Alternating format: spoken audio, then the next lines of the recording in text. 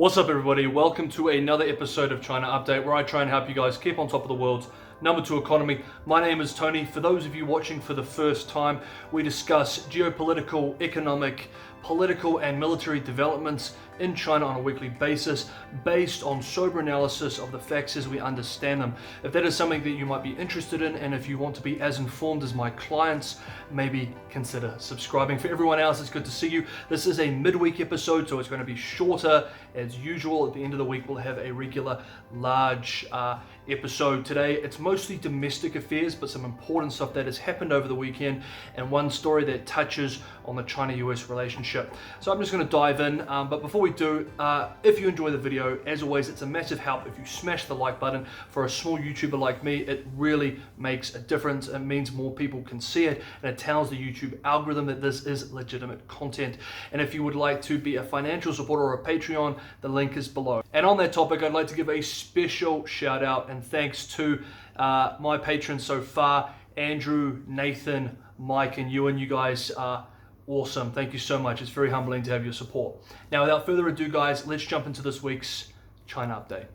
Last Friday, the United States placed new restrictions on exports to Semiconductor Manufacturing International Corporation, or SMIC, China's most advanced maker of computer chips. In a letter on Friday, the US Department of Commerce told American companies in the chip industry that they must first acquire a license from relevant departments in the United States in order to sell technology to SMIC and its subsidiaries. The department said it was taking the action after a review in which it determined that the Chinese company, quote, may pose an unacceptable risk of diversion to a military end use in the People's Republic of China, end quote. The following day, a SMIC spokesperson said that the company had no relationship with the Chinese armed forces and that it produced chips solely for commercial and civilian use. On Monday, when markets opened, shares in SMIC declined 3.9%, with total losses since the Friday announcement nearing 30%. Despite being mainland China's largest and most advanced chip maker, SMIC is not as advanced as other competing companies in places like Taiwan or South Korea. Even to produce its less sophisticated semiconductors, it's estimated that SMIC relies on American companies for at least half of its purchased software and machines. Last month, a survey of over 3,000 business people by Nikkei Shimbun and the Japan Center for Economic Research found that more than 46% of respondents said that Japanese companies should do less business with China. To have half of the business community saying that there should be less business in Japan's largest market is incredible, and showcases just how concerned many in Japan are about the bilateral relationship. Despite the concern and Japanese government subsidies to entice Japanese companies in China to diversify or return to Japan for manufacturing, China remains a powerfully attractive large market. Balancing security and business, economic interests, remains a tricky balancing trick for business and government in Japan alike. In a recent interview, Akira Amari, a member of parliament and former trade minister who leads a legislative group on economic security, told reporters, quote, Japan tried to have an open economic relationship with China, but it failed. If Beijing had the same values as Japan, we would have taken a completely different response, end quote. For me, hearing this sounds very familiar to the types of things I was hearing from members of the United States Chamber of Commerce, the American Chamber of Commerce in Beijing 4 or 5 years ago, and similar comments from the European Union Chamber of Commerce in Beijing and Shanghai 3 to 4 years ago.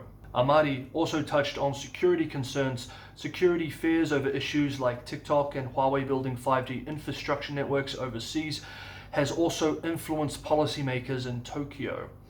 As of this video, over 1,600 Japanese companies have applied for the $2.3 billion earmarked by the Japanese government to support moving production away from China back to the homeland of Japan, or diversifying through, say, Southeast Asia and other parts of East Asia.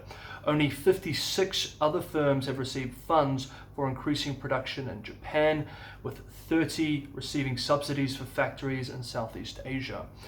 Meanwhile, over the weekend, in a phone call between General Secretary Xi Jinping and Yoshihide Suga, the new Japanese Prime Minister expressed, according to the Chinese Foreign Ministry, quote, "The Japanese side stands ready to keep close communication with the Chinese side, ensure the signing of the Regional Comprehensive Economic Partnership Agreement within the year, accelerate the negotiations on China, Japan, Republic of Korea Free Trade Zone, and work together to safeguard the stability of industrial chains and supply chains in the region."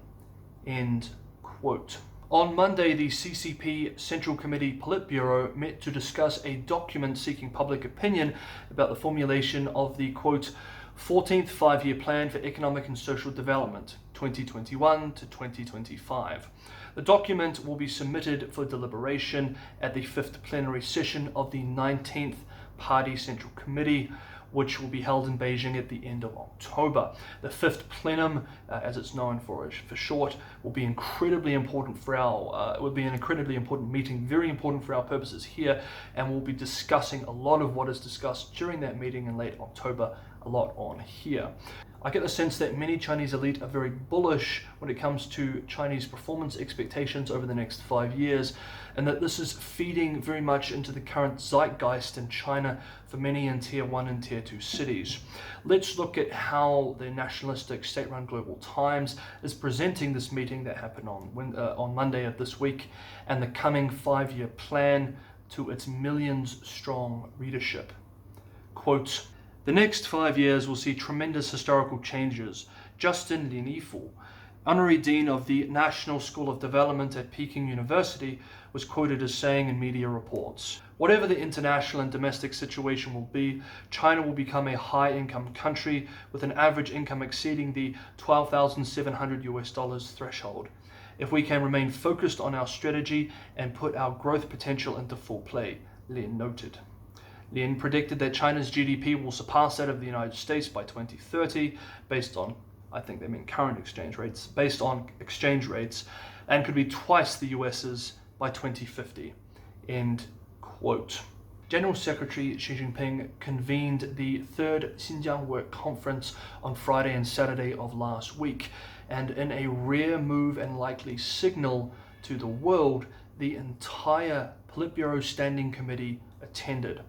The public readout of the meeting confidently declares that, quote, "Practice has proven that the party's new era strategy for governing Xinjiang is 完全正确, entirely correct, and must be adhered to over the long term."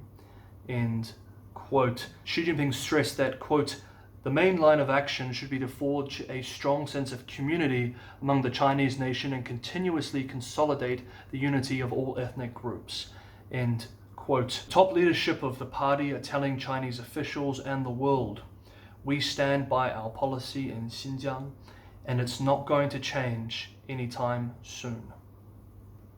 Okay guys, that is our China update, our mid-week episode for this week. I hope you guys enjoyed it. Leave your comments below. I look forward to talking to you guys over the next few days, and I will see you in a few more days for the bigger main China update at the end of the week.